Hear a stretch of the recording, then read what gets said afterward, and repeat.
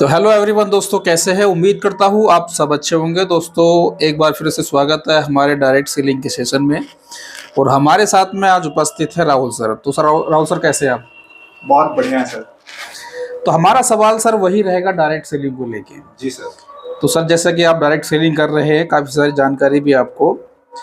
तो sir direct selling में लोग निगेटिव भी होते हैं। जी सर। तो मेरा सवाल ये है कि डायरेक्ट सेलिंग में लोग सबसे ज़्यादा निगेटिव क्यों होते हैं और कब होते हैं? देखिए सर, सवाल बहुत अच्छा है और इस सवाल से जो फील्ड के लोग हैं उनको समझने के लिए और समझाने के लिए ये बात बहुत काम आएगी। सबसे पहली चीज, इस फील्ड में इंसान सबसे ज्यादा जो नया आदमी होता है वो तब नेगेटिव होता है उस्मान भाई। जैसे मान लीजिए कोई इंसान ने बिजनेस प्लान देखा और बिजनेस प्लान देखने के बाद वो इंसान फुल मोटिवेट होता है कि यार अब तो मैं आग लगा दूंगा और ये जो बिजनेस है ना डायरेक्ट सेलिंग, ये मेरे लिए बना है। पता नहीं मुझे क्यों नहीं मिला अब तक, और मिल गया अब तो मैं मतलब बहुत कुछ कर जाऊंगा। और जब वो फील्ड में जाता है और कोई इंसान उसको नेगेटिव करता है काम के प्रति, तो उसे ऐसा लगता है कि साला ये चूतिया है, हाँ, ये बेवकूफ है, बेवकूफी से कुछ नहीं पता और जो मैं बोल रहा हूँ वो सब सही है। ठीक है, यहाँ तक ठीक है। लेकिन उसके बाद जब वो 2-4-5 लोगों के पास प्लान करने जाता है, 2-4 लोगों को प्लान दिखाता है और 2-4 लोग वही बातें बोलते हैं जो पहले वाले ने बोला, तब उसे समझ में आता है कि यार नहीं, जो पहले वाला कह रहा था वो ठीक था, साले मैं ही गलत हूं, ये लोग सही है, मैं गलत, लोग कह रहे हैं ये सही है और बाकी जो मैं कह रहा हूँ वो गलत है। तो आदमी यहाँ पर क्या हो जाता है, नेगेटिव, उसके पास जानकारी का अभाव होता है, पहली बात। दूसरा कारण होता है सर ज्यादातर नेगेटिव होने का, जैसे मान लीजिए आप फील्ड में गए और फील्ड में जाने के बाद में आपका काम बिल्कुल नहीं हुआ और शाम को घर में आए, ना तो माँ खाने को पूछने को तैयार है, ना बहन पानी पूछने को तैयार है। जैसे ही घर पे आओ थके हारे, सबसे पहला एक ही डायलॉग होता है, आज कोई प्रोडक्ट बिका, आज कोई जुड़ा कि नहीं जुड़ा। तो इंसान का मूड वही ऑफ हो जाता है। क्यों हो जाता है कि ये साला खाने को तो पूछा नहीं, पानी को पूछा नहीं, सबसे पहले आज कोई जुड़ा, आज किस साइड में गए थे। और सबसे ज्यादा गुस्सा तब आता है जब आपका काम ना हुआ हो और तब कोई ये सवाल करते हैं आपसे, तो वहां पे आता है यार क्या काम स्टार्ट है ना, यहाँ पे इंसान नेगेटिव होता है।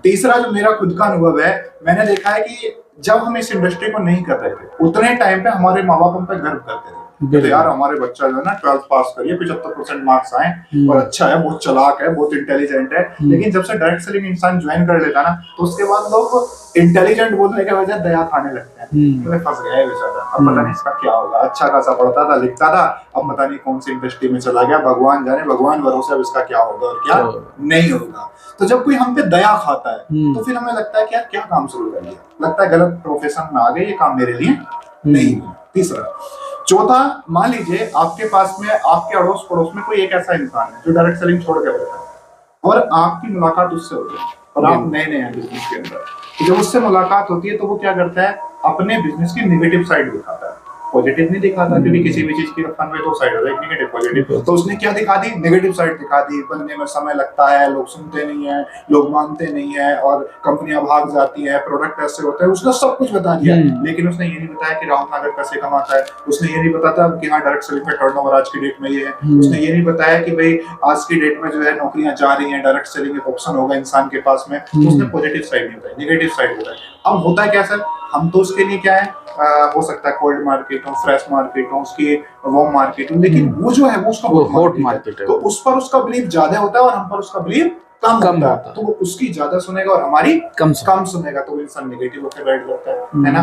और जो मैं देखता हूँ एक कारण और भी है, जैसे मान लीजिए आपके पास पैसा नहीं है और जब आपके पास अफान भाई पैसा नहीं होता और आपके घर में कोई घटना और दुर्घटना घट जाए और उस समय आपको पैसे की सख्त जरूरत है और पैसा ना हो, तो आपको लगता है कि यार गलत बिजनेस शुरू कर लिया, मैं इस बिजनेस के लिए नहीं, नेगेटिव ख्याल आते हैं। और क्या होता है कि जैसे मान लीजिए आप दूसरे तीसरे लेवल पर हैं, आप जो अर्निंग कर रहे हैं वो सारा का सारा पैसा फील्ड में लग जा रहा है या अपने बिजनेस में लग जा रहा है। उस समय पर अगर आपके घर में परिवार में कुछ शादी है और आपके पास पैसे नहीं और आपके बच्चे डिमांड करें कि हमें शादी में जाना, कपड़े चाहिए, पैसे चाहिए, और जब आप उनकी जरूरतों को पूरा नहीं कर पाते तब लगता है भाई यार गलत बिजनेस ज्वाइन कर लिया, ये बिजनेस हमारे लिए नहीं था, ये तो उनके लिए था जिनके पास पैसा है, ये तो उनके लिए था जो फ्री है, ये बाल बच्चे वाले लोगों के लिए नहीं है। तब ये मन में ख्याल आता है। या फिर इस बात को हम लोग ऐसे कह सकते हैं, हमारे बच्चों की फीस ना जाए, उनको स्कूल से निकाल दिया जाए, तब मन करता है कि बिजनेस को छोड़ दें।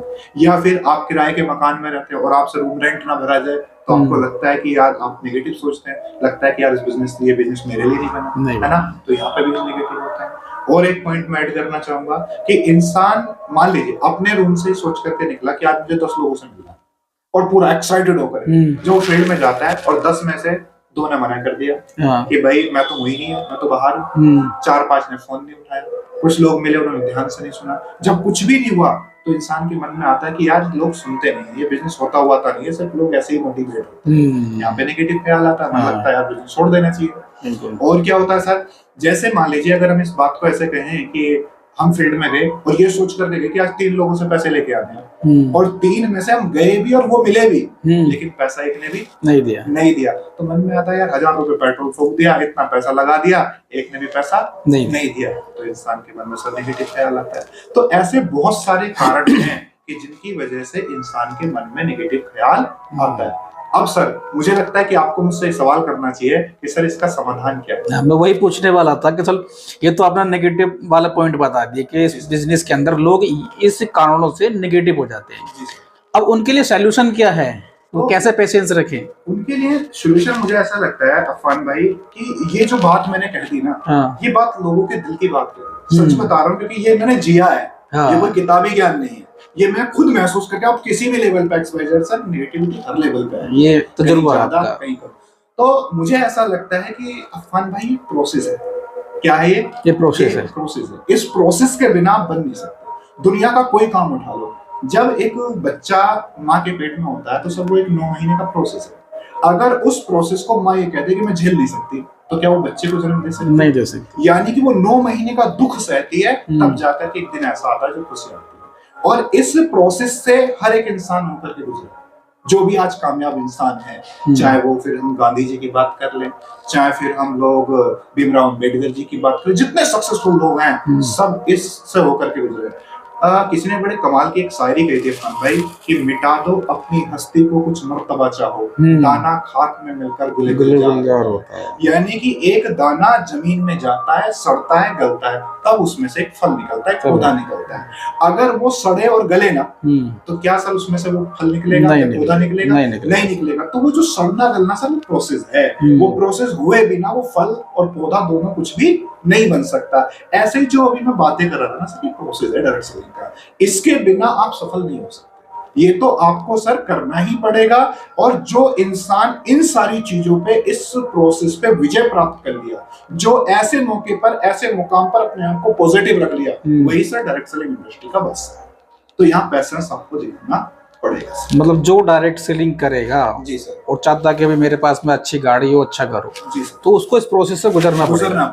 और जो बीच में से ही मान लीजिए पलटी मार लिया, उसके बस की नहीं है। उसका बस की ये नहीं है कि वही वाली कहावत है, फिर ऐसे लोग लोगों को नेगेटिव करते हैं। वही लोग मिलते हैं जो बीच में से पलटी मार लेते हैं, वही लोग मिलते हैं कि मैंने भी करा था, कुछ नहीं हो पाया। और वैसे भी सर हमारे अपने लोग कहते हैं, सीनियर सर कहते हैं कि सर मैदान में जो लोग लड़ते हैं ना, वो युद्ध जीतते हैं। जो मैदान छोड़ के भागते हैं उन्होंने ना कल युद्ध जीता था, ना आज जीते, ना कभी जीते ना। तो और जो लड़ते हैं वो योद्धा कहलाते हैं, और जो हार जाते हैं, जो भाग जाते हैं, सबको कायर कहलाते हैं। वो कायर कहलाते हैं ना। तो ऐसे आज बहुत सारे लोग की हिस्ट्रियां पड़ी होंगी सर की, बहुत गरीब थे, डायरेक्ट सेलिंग इंडस्ट्री में करके आज ये बन गए, आज उस तरह से बन गए, है ना। तो वो सारे कौन लोग थे सर? वो छोड़ गए, और जो छोड़ करके भाग गए आज वो इंडस्ट्री की बुराई करते हैं। हाँ, तो ये चीजें हैं सर। तो भैया अगर आप भी फील्ड कर रहे हैं तो ये जो प्रोसेस राहुल सर ने बताया है, बस इस प्रोसेस को आप जो है झेल लीजिए, और आने वाला जो समय है, जो टाइम है, वो आपका होगा। अगर वीडियो आपको अच्छी लगी है तो लाइक कीजिए, शेयर कीजिए, और कोई सवाल अगर आप पूछना चाहते हैं राहुल सर से तो कमेंट्स बॉक्स में जो है वो सवाल पूछ सकते हैं। आपके नाम के साथ उस सवाल को हम जरूर रखेंगे नेक्स्ट वीडियो में। Thank you, all the best.